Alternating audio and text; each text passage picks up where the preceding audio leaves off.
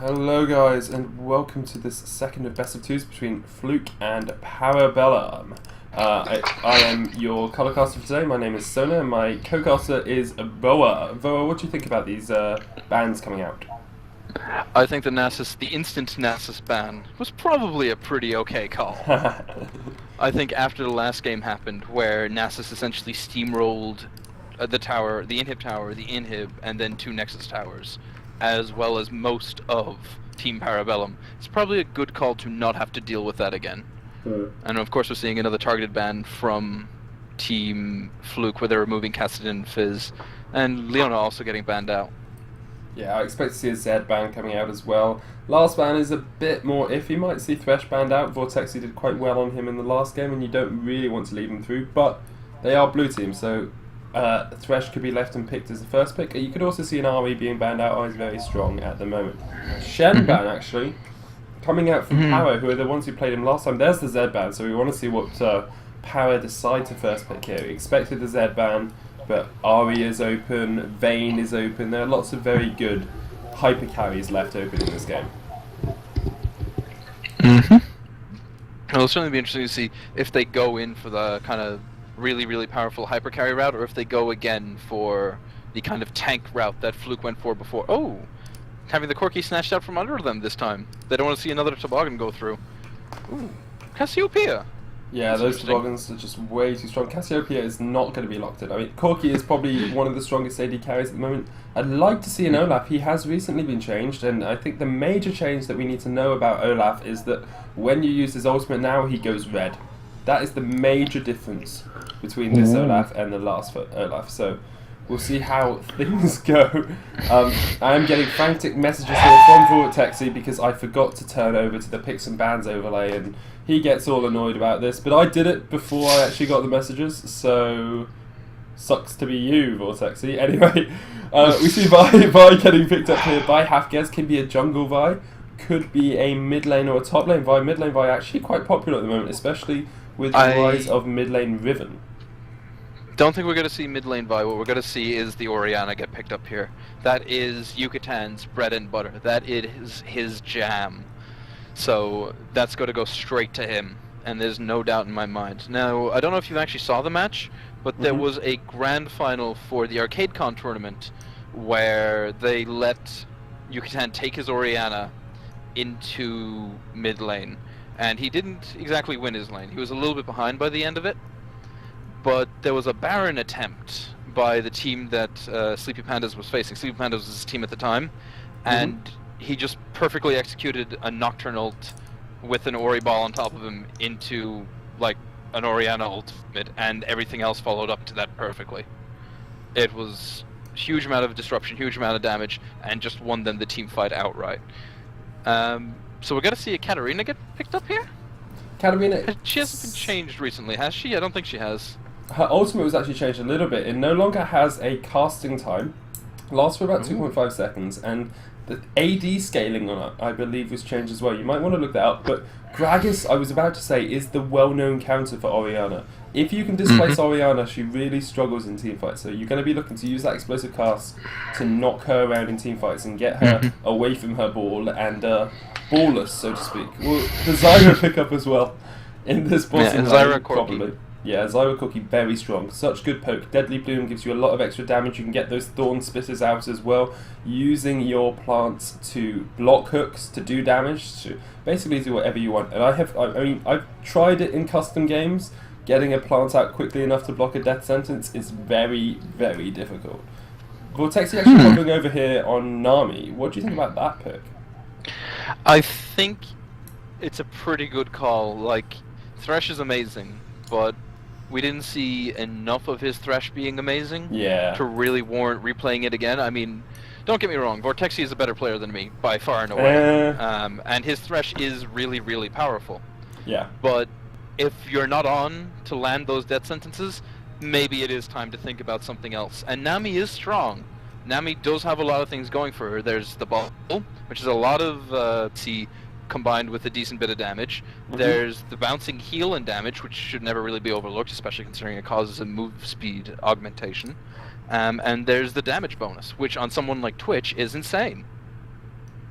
Yeah, I mean, it does really help out with that Twitch, and the fact that you can heal him up as well is very, very good. We talked about that. And Jack's actually getting hovered over here. We saw Impact from SKT at the World Finals. I hope no one is listening who hasn't watched them yet. SKT went 3-1, played Jax in every single game. I was amazed he wasn't banned out, because Impact had a huge impact with that champion and managed to sort of snowball that top lane advantage into a late game. We actually see Lee Sin being picked up in this game as well. So basically, I think what's happened here is Parabellum said, okay, you played all of these champions in the last game, we're going to play them now.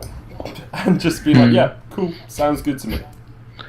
At the same time, I think Vi's jungle clear is, if not equal to, like, her mobility is really high, and her jungle clear is really, really safe and sane. Mm-hmm. Like, she goes through the jungle at a very, very decent clip at all levels.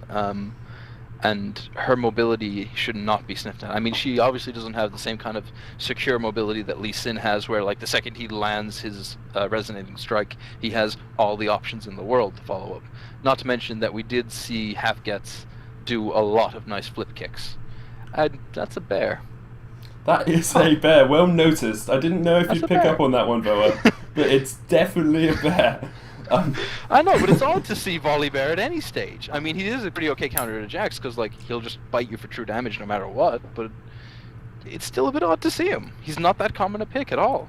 I would totally agree with you, especially in the top lane. Like, sometimes you see him in the jungle. He was sort of popularised around the Diamond Fox era of Shyvana, Volley Bear, Nasus, that sort of idea, but you don't commonly see him in the top lane. He has got a lot of damage. He can get that frenzy off and do a lot of damage to his lane opponent, but I'm not sure how he'll deal with Jax. Jax has that leap strike, has the counter strike as well to be able to stun you up, got the empower for the extra damage, and his Grandmaster's Might, which gives him that ultimate magic resist and armor. So I'm not sure how this top lane's going to go.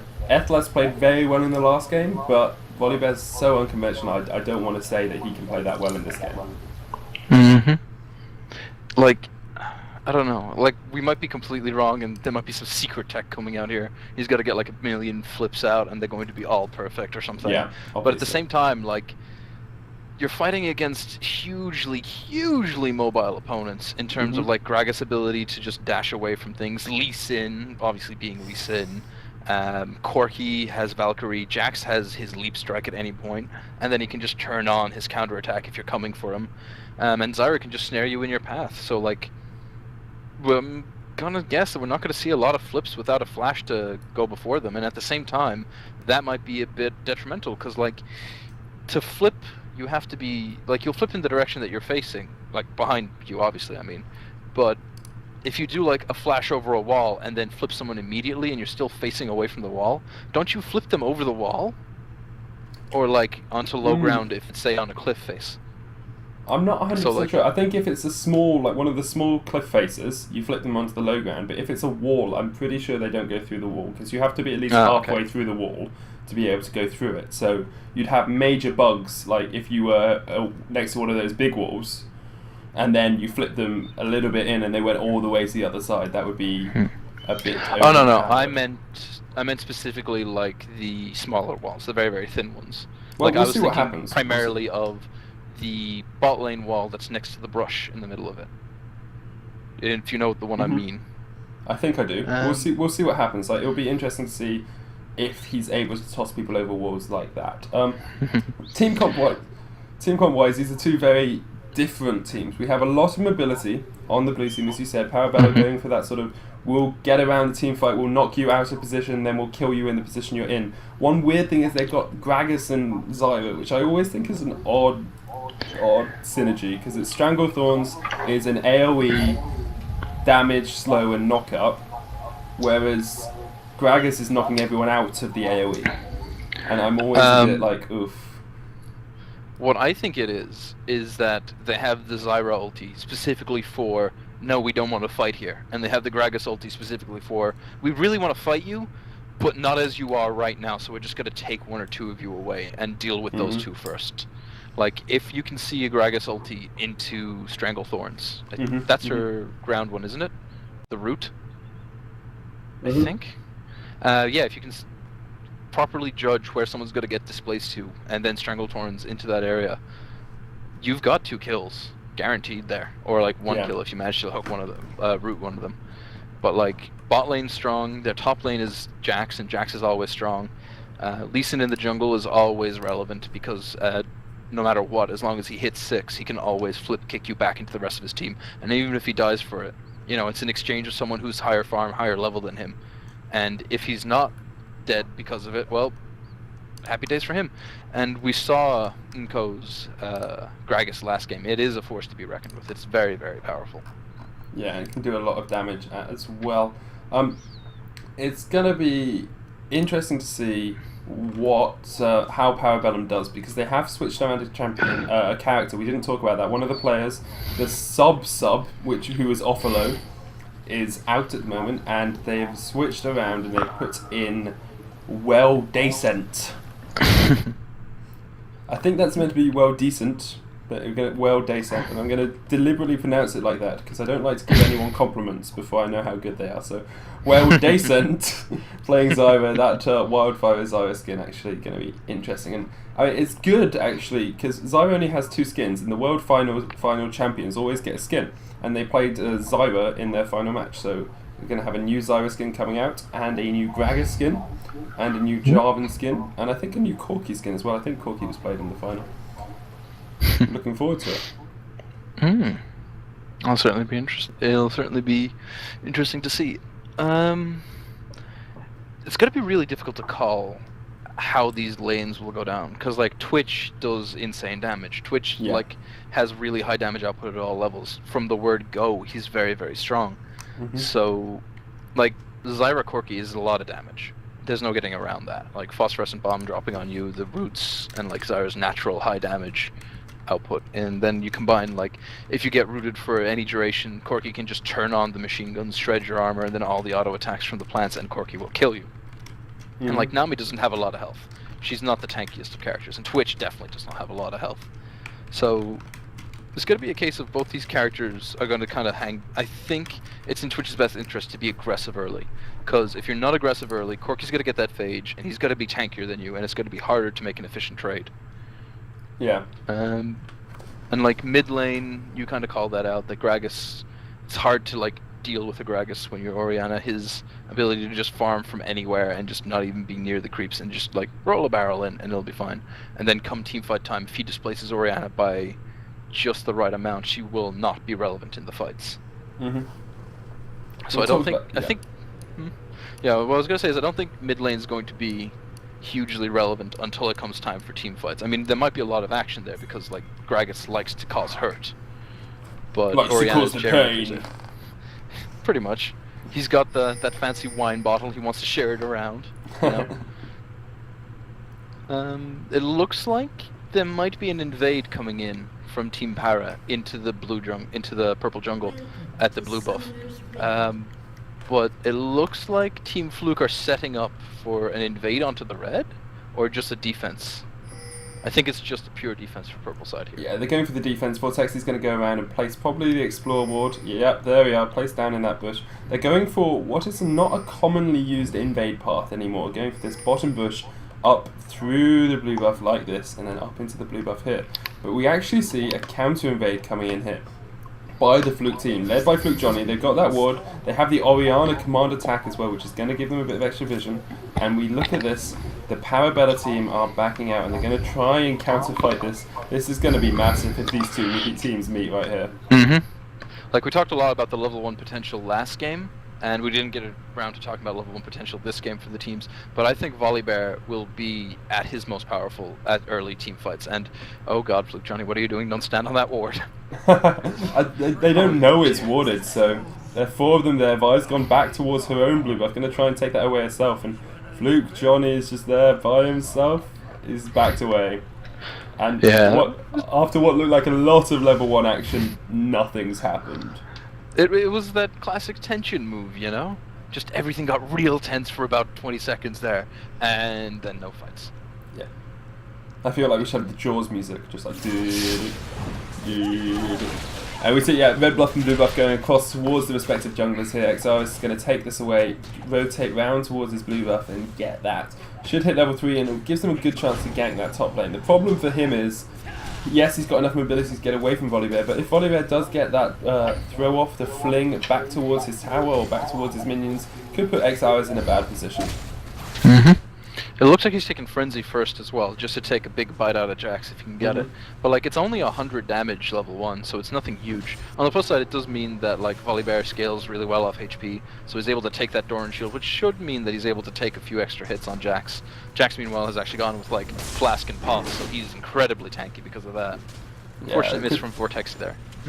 Crystalline Flasking is really going to help you out with the just the extra sustain that you want in that top lane. Body Slam coming out mid lane again, but the Command Protect, and that's one good thing for Yucatan. If he can use that Command Protect properly, he should be able to mitigate a lot of the damage coming out from those barrel rolls from Gragas. Oh, Zeri's walking into the brush and Halfgets is there, ready for him.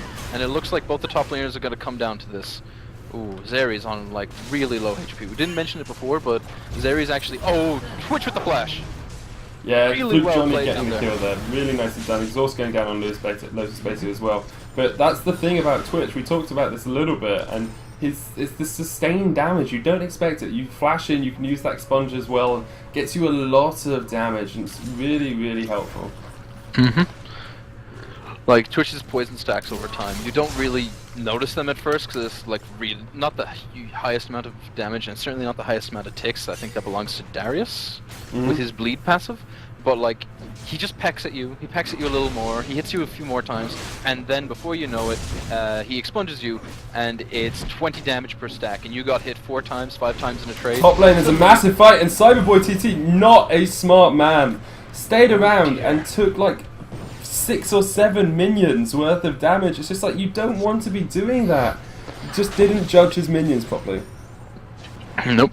Like, he probably was thinking, I'm Jax, I have my counter-strike, I'll get bonus damage off this, really... Oh, Yucatan, in a bit of trouble here, has to flash out, has the Ignite burned on him. Halfgets, though, looking to try and pick up on somebody here, just shredding Zeri's armor. Yucatan makes a mistake coming back in. Zeri's burns his flash. Yumko picked up by the bubble there. Zeri's almost down. One last punch from Halfgets gets him. Yumko backs out, really low HP. Halfgets, I think he's feeling himself. I think he wants to go in again. Really wouldn't recommend it though. Yeah, doubt he will there. Nice little exchange. Vortex actually coming all the way up from bot lane, flashing in and landing the Aqua Prism. Sorry, no, the not Tidecrawler's Blessing, the Ebb and Flow to get that little bit of extra damage, which allowed Halfgets to get the kill. Nice Aqua Prism there, yeah. But like, just the Stranglethorns. Grasping Roots, that's the name of it. Stranglethorns. That's the name, yeah. Grasping Roots there, grabbing Vortexy and Fluke Johnny, allowing Corky enough time to Valkyrie away to safety. Halfgets having to back out of mid lane now, just a little bit too low on HP to be comfortable. Going to go straight back into the jungle though, because why not? A lot of damage. Double Doran Ring coming out on both sides of the mid laners here. Oh, well, Dayson is not in a good position here. Aqua Prism landing. This is going to be the expunge kill most likely once he gets a little bit further away. Oh! But the ticks? Not going to be enough. He's going to get out.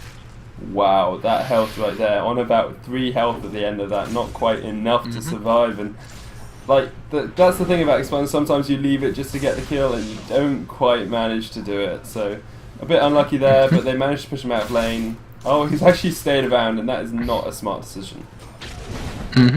But like, Fluke Johnny out of mana, out of HP, has to go back. True. He doesn't even have enough to go into ambush, so he's not really that big a threat. Ethalis here, looks like he's going for the Phage first. He picked up the Doran's Blade and a Longsword, which is 2 pretty good items on Volibear. Just because he scales primarily off AP, I think? Or like, his only things scale off AP and HP, but like, bonus damage when you're doing it, your stuff is nice. And as we saw there, like, he went into chase, he went in to get the flip, and Jax was just like, no, thank you. Quick stun behind him, and he's done. Yeah. Like, you really need boots of mobility or some kind of decent, maybe, ooh, there's the flip! Here comes Vi. Not going to be able to get in there. Yeah. Nice flip, but not enough mana there on Etheless to follow it up, really. Vi's actually going to come in the side as well. Yeah, this should be an easy kill here for Halfgets and Etheless. Yeah, Cyborg ITT's flash is still on cooldown for another like 2 minutes. What the? And Yucatan goes down? Yeah, Jeez, this match is ridiculously action-packed. Yeah, I think it was a nice explosive cast into just damage coming down from areas. I didn't actually catch it because I was watching that top lane, but well done there by that mid lane and jungle combination just to manage to pick up the kill. Yeah, because like Gragas' ulti is down, so most likely it was explosive cask into the resonating strike. Just a huge amount of damage to get out of that. I think he whiffed Dragon with resonating strike, so hopefully it's only stationary targets he can't hit. One would hope. Alright, it looks like there's going to be a challenge on this blue buff here coming in. Nazarius has his smite up, and I think he's one level lower than Half gets, so he should be able to get out smited. Twitch in this mix, just huge damage coming down. Not level 6 yet, so we do not have his ulti. Half gets takes out well decent, and then Yumko takes out the Nami. Yumko in the slightly bad position. In comes the ulti from Vi. Oh, but Zarius has his ulti after that fight. Down goes Yumko from Fluke Johnny. Did he hit? He hit level 6 in the middle of that fight, but didn't pop his ultimate. I thought he had there to get the bonus range, but it must have just been the walking around back into the fight. And now it looks like they got to try and take out this dragon in counter. Zeri's thinking of being really cheeky here. He has no outs once he goes in, but he should be able to smite the dragon. He does have... Oh, he gets picked up by the ward. Oh, he's flashed in! Twitch has flashed in! Oh, flash and ulti, but not going to be enough. Yucatan tanking out the dragon. In comes really nice steal. Yeah, they really needed that as a team as well. Yeah, he dies, but definitely worth, and it gets them back within 1,000 gold. Like, they needed that as a team. They were falling behind bit by bit. And look at this top lane as well. Ethlas getting tons of damage down to Cyberboy. Oh, wow. Oh, and ignite. That's it. Well, we questioned the volley, because it's a bear that you don't often see, but it is proving to be a good pick. Yep, 202, really 60 CS, doing very well. And the rest of his team, Fluke Johnny is going to become a killing machine quite soon. Nice Aquaprism there landing onto the speed. They're not going to follow up, but Fluke Johnny 404 is sitting on a huge amount of gold as well, 1,600. He's probably going to go for Bloodthirster first. Sometimes you do see that Infinity first on Twitch or Blade of the Ruin King first, but he's got that Vampiric Scepter. I think he's going to go Bloodthirster, probably into an attack speed item after that, like a Static Shiv, or even a Phantom Dancer. Does Static Shiv count every one of Twitch's ulti projectiles when it hits as a bonus 10? It's the first target. Oh, it's only the first target? Okay. Yeah. I was thinking that like if you lined it up properly, you could have a static going off like every quarter second or something stupid. I'm pretty sure it's the first target. Phosphorescent bomb, does that still give vision? Yes. Does not reveal stealth though. Okay, I was just wondering about that. Oh man, that bonus damage from the Nami, what's it called again? Tidecaller's Blessing. Yeah. Just the bonus damage on Twitch with that is giving him such an edge. Like, say what you want for all the true damage that Corki can do. It just kind of pales, like it really does scale up better into the late game once he has a few damage items on him. But having that, like... Oh, beautiful Aquaprism into Tide!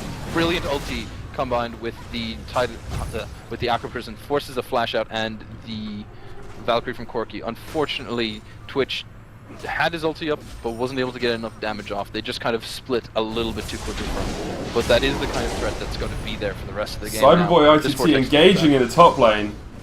Ooh, this is going to be close.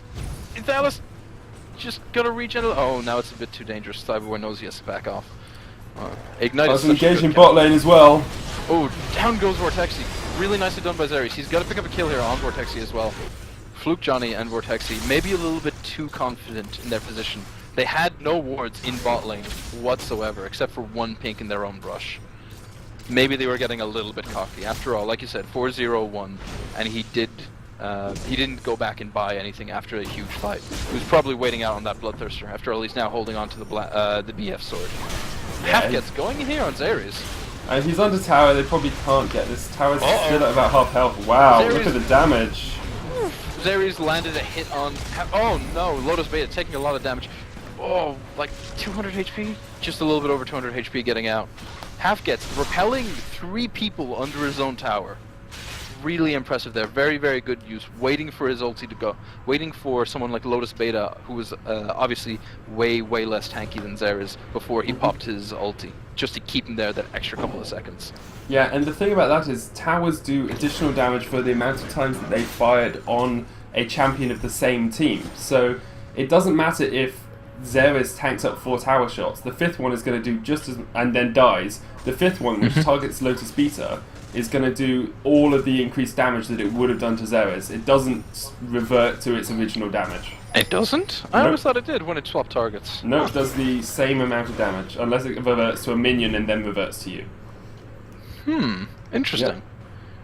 Yeah. Interesting. Oh, Fluke Johnny taking a couple of tower shots there by accident. It looks like Vortexi's gonna head back, and Fluke Johnny, he's got a couple of wards protecting him right now. I'm not sure why they didn't kill off the green ward when they planted their pink, but I'm sure they have their reasons. Probably to give the illusion that Parabellum still have dominance over that bush and that they can use it as a gank path. The illusion of safety, didn't it? Yeah. You bait people in not by doing anything. Why is Thalas in mid lane? Where are these people all going? They're gonna do what they did in the last game. They're gonna go and go for that 4-man push down the mid lane. If they can get this tower, we saw in the last game how much map vision it gave them, how much aggression it was able to allow them to have on this map. So, using the extra damage coming out from Yucatan's auto attacks, Yumko explosive cast. Yep, and incoming Thalas, he's just tanking up all the tower shots, but his passive is going up. Yucatan fires off his ulti, delays Yumko very slightly. Yucatan in a slight bit of danger here, but Thalas just tearing up Cyberboy ITT, plants his ignite down. He's losing a lot of HP, but his passive has kicked in. He survives quite comfortably there, actually. Yucatan, right-click into attack command, into command dissonance. Fluke Johnny, you have no HP. What are you doing? Cyberboy ITT is gonna jump on your face.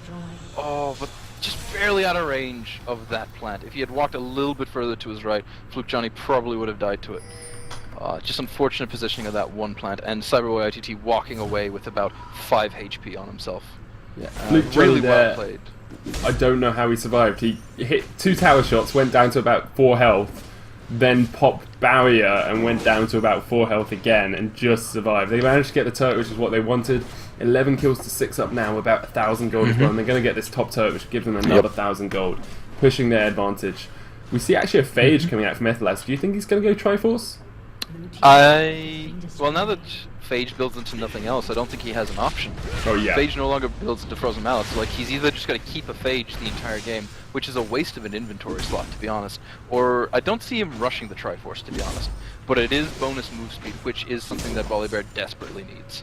Like, he hasn't even gotten Boots 1 yet. I mean, I know, like, oh yeah, he's building up the Zeal here, as we can see, between the Brawler's Gloves and the Dagger, but he hasn't even got Boots 1, and he's still moving at 340. So, that's not terrible move speed, to be honest. Yeah, truly manly move speed there from Ethelas. Just running around. It's almost unbearable how quick he is in these team fights. I swear to God, I'll slap you. We see actually a huge amount of pink wards going around this Baron. There's 4 out there from Vortex's side. Nice Aqua Prism. Yep, half day. Xeris gets a little well daced. Not sure where he's going right now. Looks like a bit of a pathing issue there. He just started like clipping in and around the Dragon Pit. Vortexy trying to keep distance here, keep everyone out. Oh, in comes the ulti, and Xeris jumps right in, jumps right out. He tried again for that super cheeky Dragon Steel, but it did not go quite as planned that time. Nah, I mean, sometimes you just have to listen to your team and not go in for those Dragon Steels. He did manage to get out of it, but it would have been a bit too much if he hadn't got away. Actually, Hafka's coming here, going to try and steal away this red buff. Doesn't get it because the smite comes out from Eris. She didn't have smite up, and he's going to get counter engaged upon. Actually, look at the bot lane as well. Low speed getting shockwave. Here's the spray and pray. And Fluke Johnny taking all the tower shots in the world, but not really giving a good goddamn because he's got a Nami to restore his health, he's got an Orianna to look after him, and Lotus Vita having to go a little bit further back. Good use of the fist there by Havgets to try and zone Corki out. Like, just the threat of potentially going in. There's a ward in that bush, Havgets! And now you're dead. Oh, but he might pick up a Lotus Beta for this. Nope, Lotus Beta's got to get out. Unfortunate flash.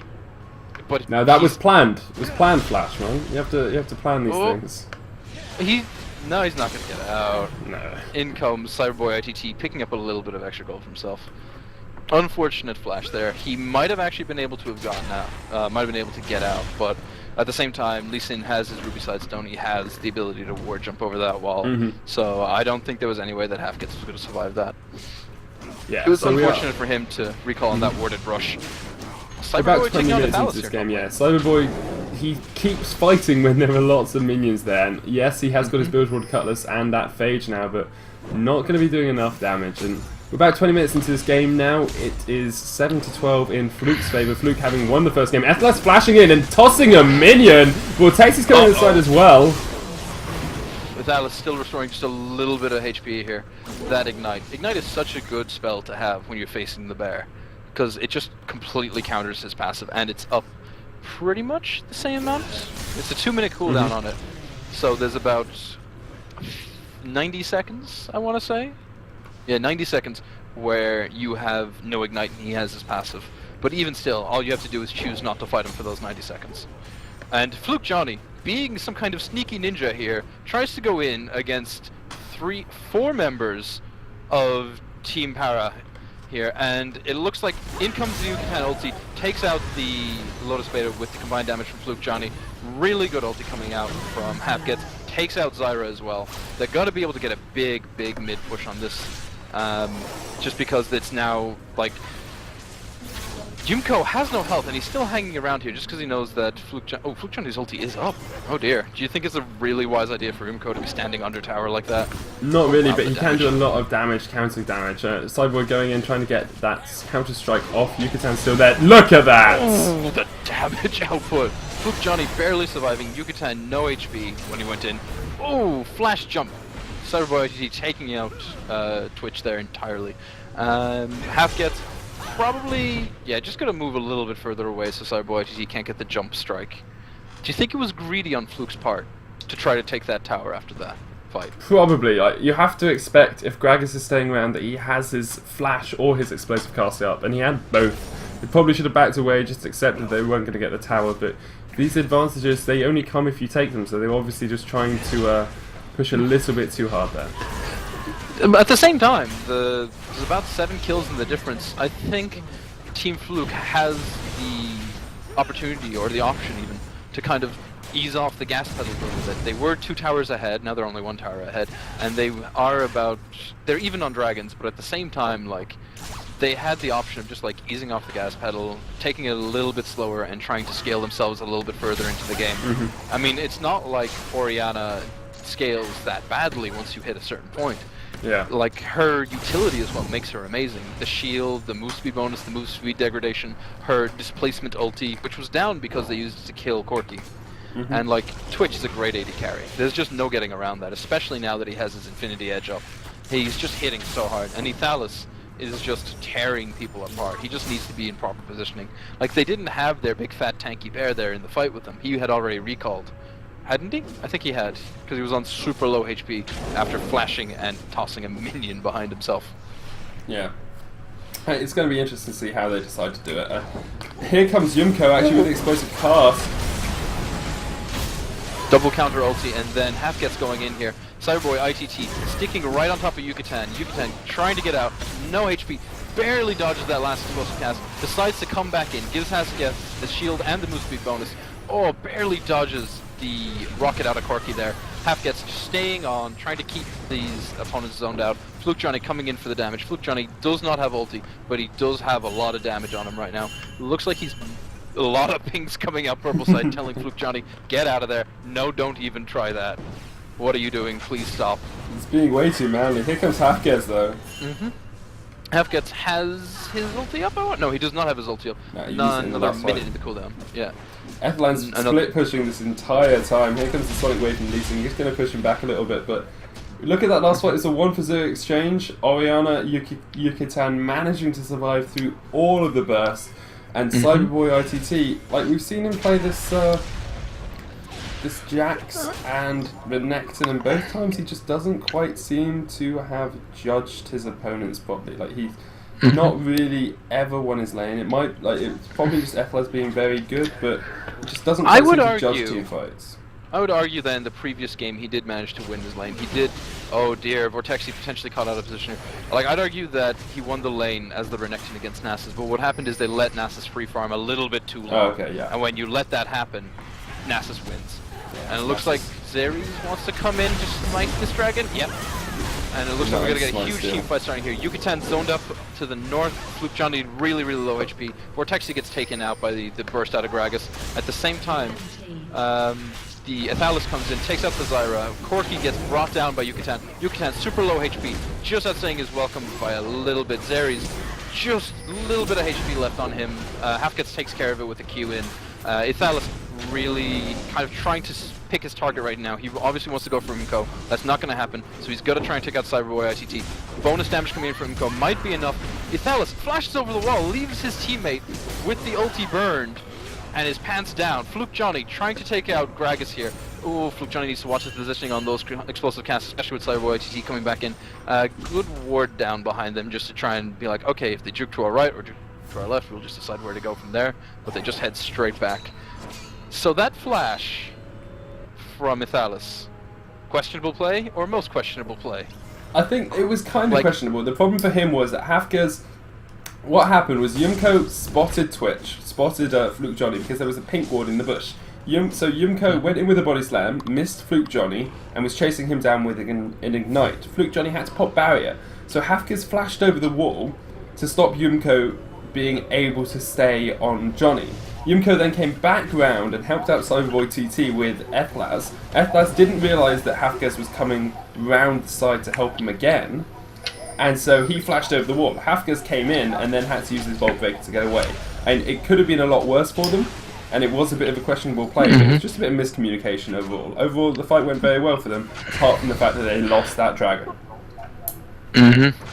Yeah, Xeres being rather on point actually with his Lee Sin plays, trying to get into the pit, trying to secure dragons for his team. He's also gone like a supporty Lee Sin build, as you tend to do in the jungle.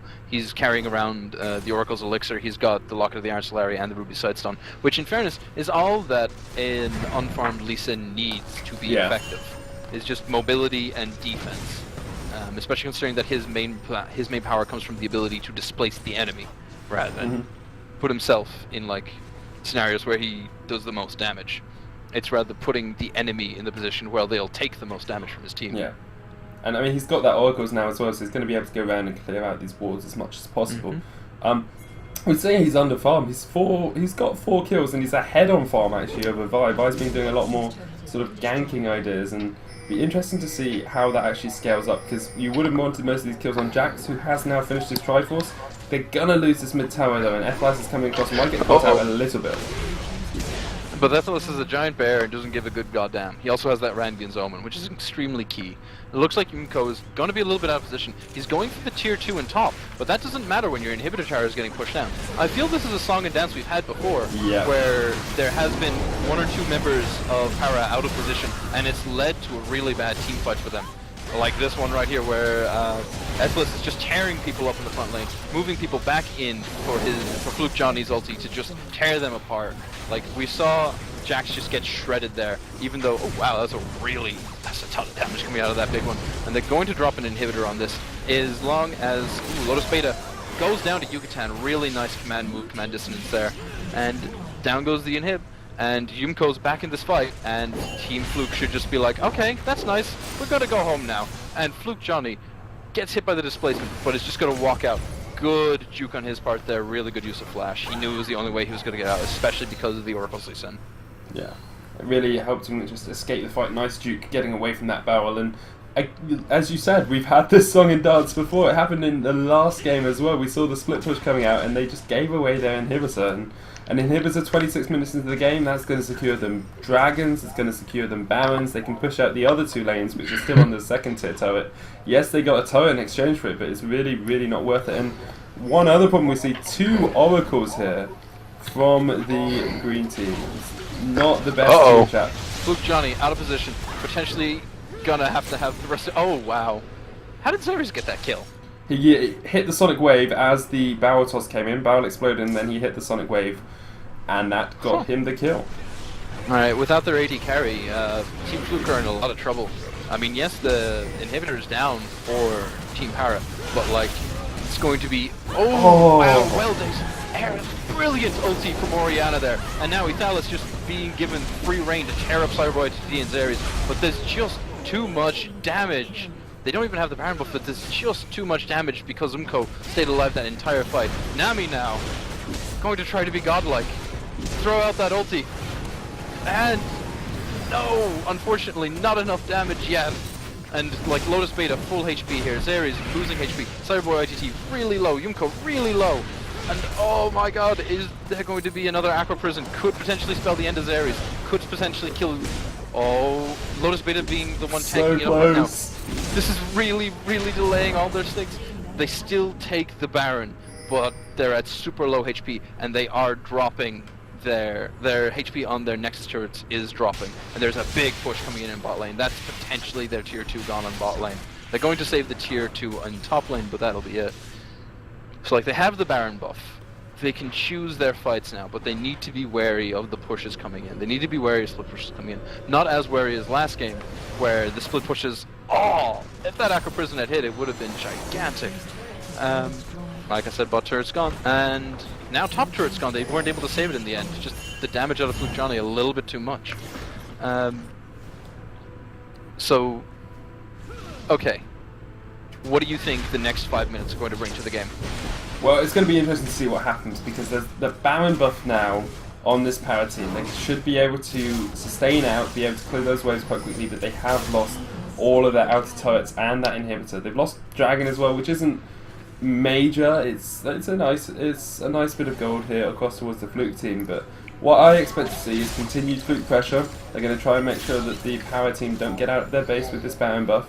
They'll wait it out for the next 4 or 5 minutes, and then they'll be able to push again. And it's not a huge gold difference. It's about 1,000 gold, and it's only going to get better for the Para team because they're able to get these waves pushing towards them. All of your minions get stronger when you get a Baron. It's not just that you get super minions. Or when you get an inhibitor, you mean? Yeah, inhibitor, sorry, not Baron, yeah. If Baron buff made your minions stronger, the game would be very strangely balanced indeed. Yeah. But yeah, like all the waves pushing in, it's going to help them be defensive, but at the same time, it's not what they want to be right now. They have their Barons up. They have like 2 Triforces on their team and the Blade of the Ruined King on the Jax. They want to be aggressive here. They want to try and take a fight. And like, it looks like Team Fluke might want to give them one. I wouldn't recommend doing it without their Vi though. Yeah, you need that really, kind of displacement. You need that kind of sort of, yeah, the backline pressure that a Vi puts in. If you can get onto that backline, jump in, get deep and hard, then you can give them one really with the fights. And she's coming across, she's got home coverage, she's going to try and come in. Ephesus is being sped up. There's the tidal wave. And, oh, the flash from Volley as well. It looks like they might be able to just remove his areas. Ephesus, big trouble here on him. We have not yet seen the Oriole team. Only Zyra, unfortunately. Yumko, right in the front line. Halfget, still alive. Fluke Johnny, still alive. Down goes Yucatan, first death of the fight so far. Well, apart from Zares. Ithalis, going a little bit too deep. He does not have his passive up. And Cyberboy ITT gonna walk away with about 5 HP. Fluke Johnny, super low as well. Yumko, going for him. Fluke Johnny, out of position. Gets double kill onto Lotus Beta there, unfortunately. This is all of them except the Nami. And the blue inhibitors coming back up very, very shortly. That was, I feel it was a mistake to fight them on the tier 2. They should have let it drop and then fought them at the tier 3. You have like, a bit they had more a good space at tier 3 as well, which means you can dodge the explosive class a bit better. You've got more area at the sides of the tower, which means you can get away from that explosive cast. Like 4 of them got caught in that team fight. They all got melted, and Fluke Johnny was alive for the majority of it, but wasn't able to put out that damage because everyone was so split up and so far away that he wasn't able to get near enough people to do damage to them. And like the Oriolti only managing to hit the Zyra was really, really unfortunate. That was one of the things that we mentioned about this Power team at the very start, is their incredible mobility, which means that it's really hard to get them all locked in place for that 1 second that you need to be able to hit Command Shockwave for. Yeah. And they don't have a massively good ball delivery system. Yes, they've got Halfgears with the Bolt Breaker and with the Assaulting Battery. If he gets in the back line with a ball on him, you can bring everyone together and use that dissonance, and that's going to help you, you know, bring on the team fight and get deep in there. But Ethlaz, they seem to be trying it on Ethlaz, and he can't really get in there that well. Yes, he can try and flash. He actually flashed just after he used his fling in that last fight. So he used the fling onto Xeres and then tried to flash and get it on Lotus Beta and just mistimed it a little bit. It doesn't help out if you're trying to get the shockwave off on a few people.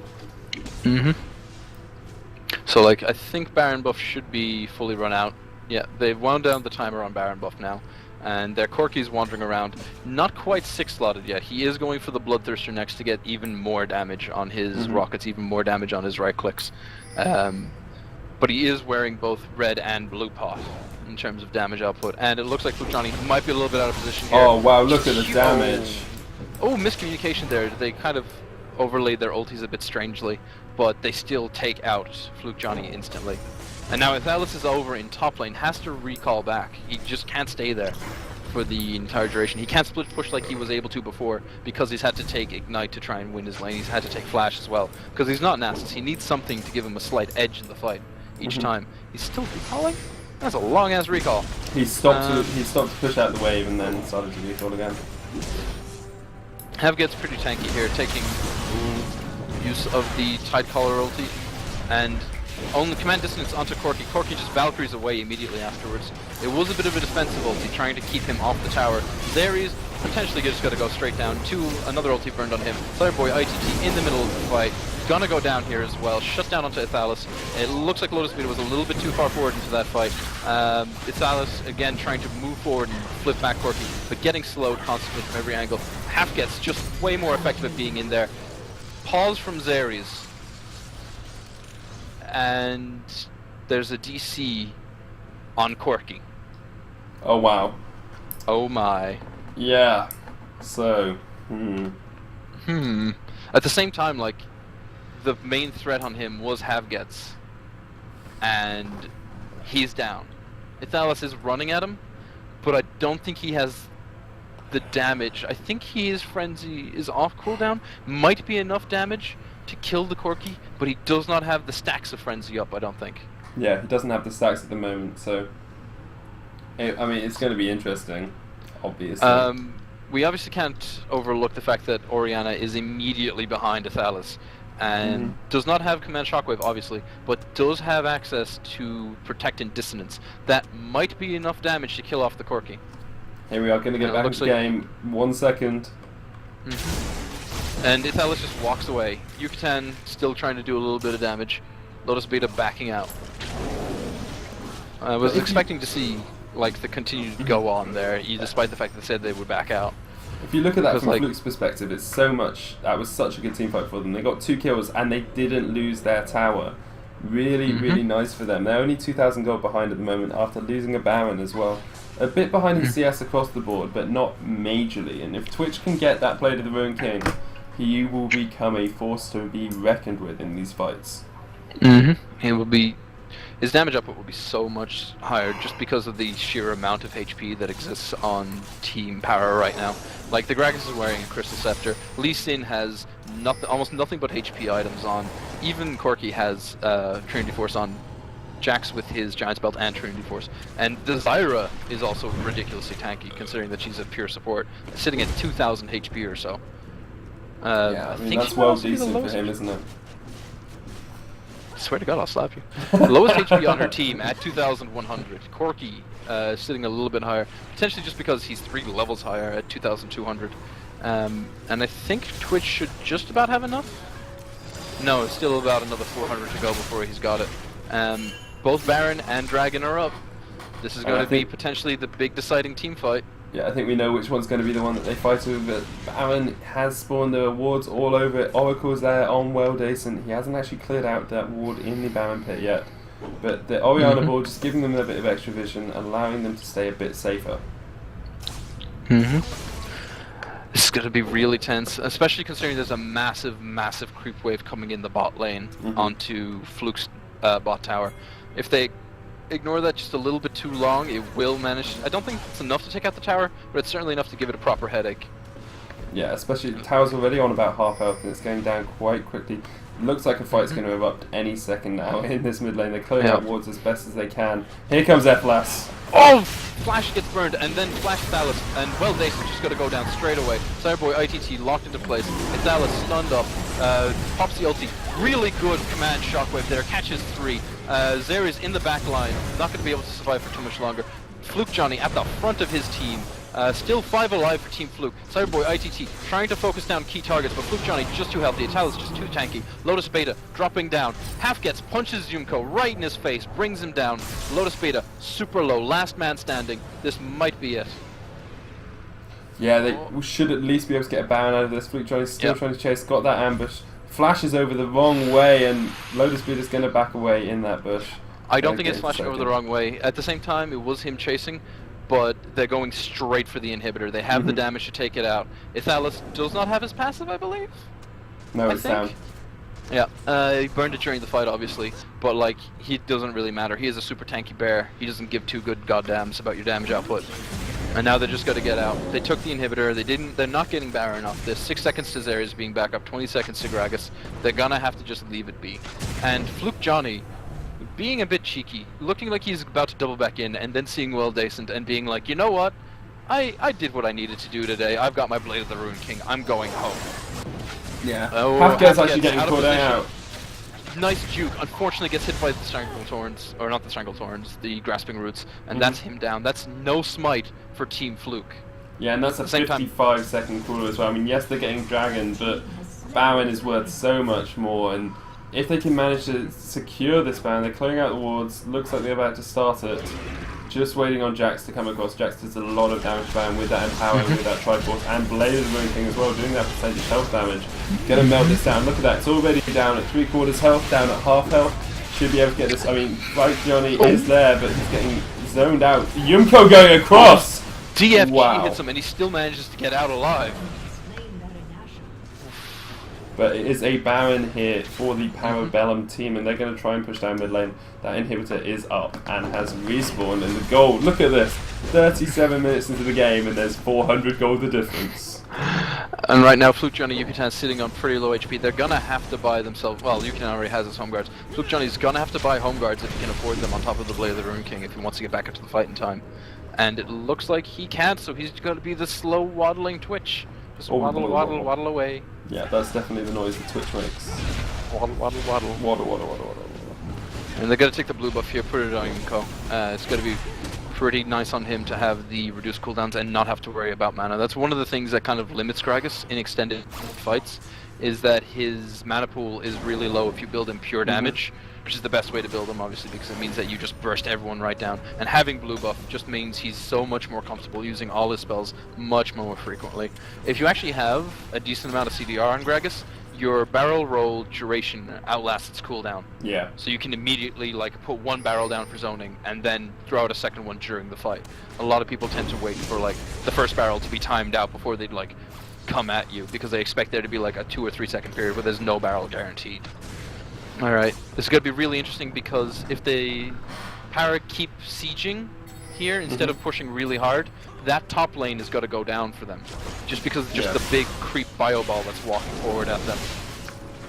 Alright, there's actually a bit of pretty big happening mid lane. Yeah, Cyberboy ITT in a bit of bad position here. Zeres and Lotus Beta getting picked up. Down goes Fluke Johnny immediately with the Gragas ulti to slightly more damage. Yumko, 4-man Orianna ulti, but I don't think it's going to be enough. There's just too many dead for their team. Well, too many I say, and it's only Twitch is dead. But they're going to have to, like, they gotta try and take out this tower. Lotus Beta being the one to sit down and tank it. Yumko, about quarter HP. It looks like Ithalis might want to run at him. Vortexi dropping super low right now. Half gets getting ready to charge. Lotus Beta burns Valkyrie, but doesn't get out. It looks like they gotta take the inhibitor. Cyberboy ITT zoning into Half gets. Cyberboy ITT managing to get back out. Zeres keeping the zone in. They are still going to be in slight trouble because they've lost their top tower, and if they don't get back soon, they will lose that top inhibitor as well, which means they'll have essentially traded 2 inhibs to lose an inhib. Oh, and it looks like, well, Dason's going to have to flash out. Yumko is back at base, so he's going to defend. It looks like Lotus Beta is dropping super low. Zeres is also there. Grasping Roots grabs Ithalis. Good use of the Shirelia's Revelry to get themselves out of that fight. But Ithalis, just the endless bear chasing, He's never stopped until he gets hit by Grasping Roots, and then he just goes right back into the charge. And it looks like Havgez is just keeping neck and neck with him. Well, Dayson's got to go down here, guaranteed. Just gets chomped. Fluke Johnny walking up the mid lane. It looks like they don't want to take this game any later than they've already let it go. The Baron buff is timing down. There's about roughly 20% left in it. What do you see in the next 2 minutes right now?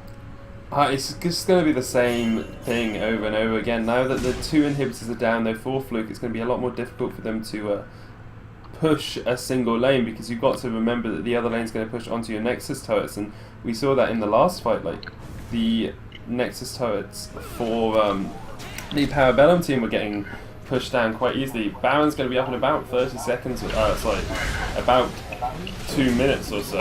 2.5 minutes, I guess.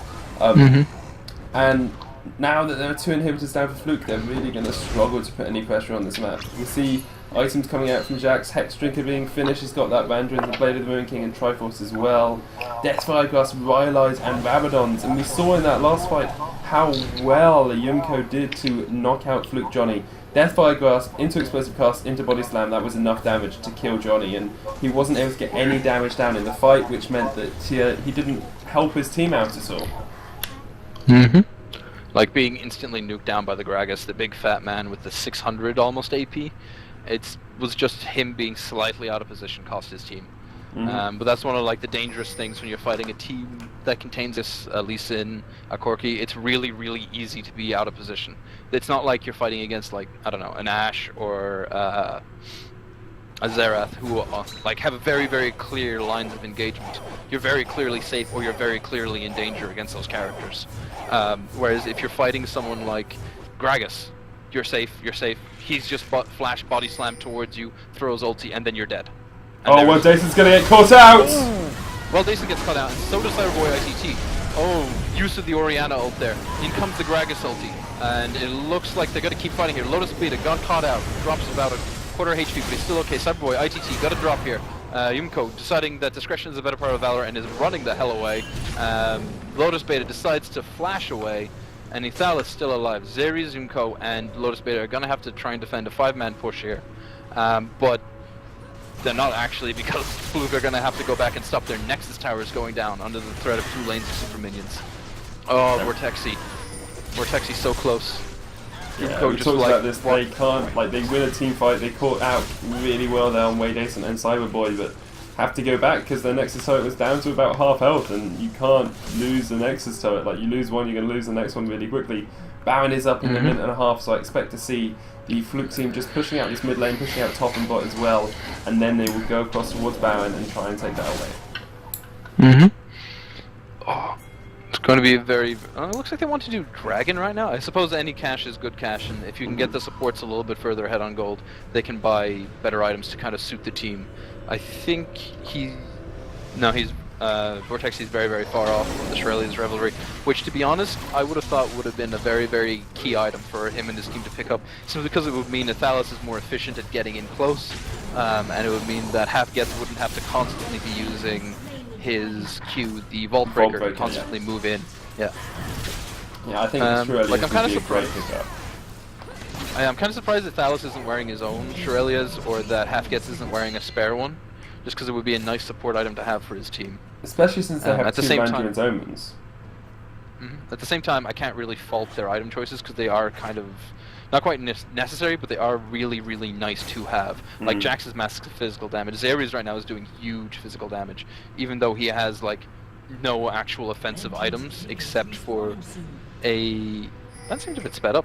Alright, so one of their inhibs is back up, and there's a big bio ball of super minions coming up to their bottom hip. So this Baron is going to be huge.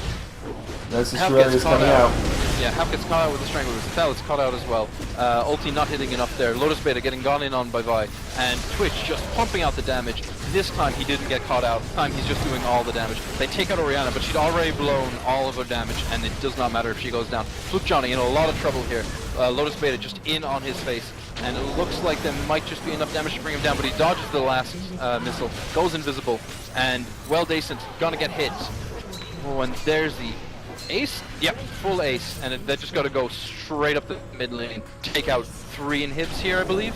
There's that one inhib tower that's still up, but they do have Ithalis, and I think his passive is still up. Is it? They do lose a Nexus turret through that entire thing and a top turret, and they're going to lose both of their inhibitors again to minions. So, yes, they might get 2 turrets, but they're going to try and tank out the Nexus turrets here. Ethel's still got 25 seconds on the his passive, so he is going to be able to tank out at least one of them, maybe not the second one, and that is going to be the first one down. Questionable though, because they have lost 2 inhibs. They need to kind of equalize this, or they're going to be in big trouble. They might lose the second Nexus turret. Hafkes is trying to keep it alive, but it's down to about half health. Yes, it's going to go down unless minions have spawned. Are they going to save it? Minions! Oh, the minions spawn! The minions spawn! Yucatan shows up. Yucatan shows up to just relieve the tension there. Seriously. That was really, really close. I feel that maybe if Hafkes was down there, they might have been able to take the second turret, but they definitely would have lost their own second turret at the same time. Oh, Ethelos got caught out by Lee Sin. That's a 66 second, or 62 now, second cooldown. That is not good at all for Fluke. And Baron is still up. The Para could make the decision that, okay, we're kind of matching lanes with super minions. They're a man down. We can either take the fight right now, or we can clear out around Baron and then go in really hard. I'd take it. The Nexus turret still hasn't regenerated most of its health. It's about a third health at the moment. I would take this fight. You can get that Nexus turret in 3 auto attacks. Definitely. Especially with Corky right now sitting with that Bloodthirster and another BF sword. Down goes Nexus turret. Oh, they just sunk straight into that Oriel D. So much damage immediately coming out. Jesus! That's what I'm talking about with the Oriel D coming out of Yucatan. Just, there's that one moment where he's done pretty well all game, he's done really reliably, it's been really nice, and then 3k elo. Yeah, Pharrell Lord plays right there. Yep. And that might be it, if they can take one minion with them to just tank out that tower. And Ithalis is back up and running. Yucatan possibly going to sit back and defend the base now from the 2 lanes of super minions coming in, or it might be Ithalis. Well, looks like he's hanging around here, and he's got his own blade of the Root King, by the way. Bear with a blade. Looks like Hafkes and Fluke Johnny are going to try and take on Zares here. Hafkes does have his ulti, so this is potentially a very deadly Sin. Ooh, down comes the flip kick. Yeah, nice kick there into the Banshee's Veil, though. Hafkes taking down to about half health. 15-second cooldowns. I don't know if Eris can do this. He's just going to target Johnny, though. Ooh. And Fluke Johnny doing a lot of damage here to Zares now that he's turned his attention to him, but not going to be enough. They have equalized Nexus turrets. Fluke Johnny, small bit of problem. Oh, with a really, really nice Aqua Prison. Very, very well played by Vortexy there. And they are going to manage to back out. So now both teams. This game, like, I don't even know what to say about it anymore. It's 25 to 42, 2 inhibitors and 2 Nexus turrets down each. Yep. What do you say? Like, what do you say about this sort of game right here? I'm speechless. It's been a superb game to watch. Baron is still up, and I think what we're going to see is the lanes get pushed out here. Baron's going to be fought over. In all honesty, what's probably going to happen is Fluke Johnny is going to go invisible in this top lane, sneak round and take out the Nexus. That's probably what's going to happen. That is what I would ask my Twitch to do in this sort of game. I'm not sure if that's what's going to happen, but Baron actually being started here by the Fluke team. They don't have any vision on it from Parabellum's side, so it should be a free Baron. Twitch is here as well. It's getting melted down. Blade of the Ruin King just doing a huge amount of damage. 1 on Ethelos as well, and they're going to get a free Baron. This could be the decider of this. They've got that Baron. Yucatan is down to about half health, but it's going to regenerate really quickly. Banshee's Veils. 1 on Fluke Johnny and Guardian Angel on Yucatan. Hafkes engaging her onto Lotus Beater. He flashes across the wall. Ethelos flashed in there as well, but wasn't quite able to catch up, and it should be Lotus Beater being safe and sound here in the backline. Yumko is backing away as well. I'm not sure what is going to happen here because you've got the extra ability power, extra attack damage as well on the Fluke team from that Baron buff. A Rebel inhibitor has respawned, so that's only 2 inhibitors down, and they've got a nice wave pushing in this bottom lane, which is interesting because they're pushing against super minions. So Shouldn't quite happen like that, but it has happened. Blue team inhibitor, that's the mid lane inhibitor, will be respawning soon. Fluke, Johnny, and Ethos are going to push towards this top lane and try and take down this wave as well, just pushing out as much as possible. And we're going to have the big fight now. This is when it's going to happen.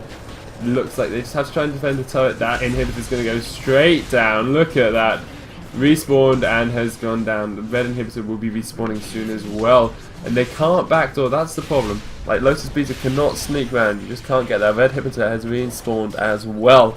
Means that it's 3 inhibitors to 1 inhibitor here on the blue side, and they're getting pushed back into their base. Fluke Johnny's rotated down towards the bottom lane and should be able to take this down. I think that this is going to be the deciding team fight right now. Ooh, it's going to be so interesting because we've got, looking down the items, 2 Triforces on the Parabellum side, 1 Triforce on the Fluke side, 2 Vandrin's Omen, 2 Spirit Visages on the Fluke side, 2 Vandrin's Omens, and a Warmox. Here comes the engagement. Atlas coming in as quickly as he can. Voltbreaker coming in there. Actually, assault and battery. Armies is going to get taken down. Sideboy TC jumping on Hafkins, but he's taking no damage. Nice tidal wave coming across as well. There's the barrel roll onto Yucatan. Grasping roots, but Sideboy TC is going to get taken down. Explosive cast. It's all 5 people, but Flake Johnny's just, Fluke Johnny's just life stealing up through that entire thing. Yumko's going to go down here. Nice flash away there, but it looks like Fluke Johnny's going to target down this inhibitor, the Nexus, sorry. Gonna get that down. Stranglethorns came out as well, but there is the Nexus. Very well played by Fluke, managing to come back from what looked like a massive disadvantage at points. It's 2-0 to them in the series. Well played by them. Parabellum, unlucky. You played really well. Really stuck with it in that last game. Gaelic Gaming will be back, I think, next week. Looking forward to it, and hope you guys all have a very good night.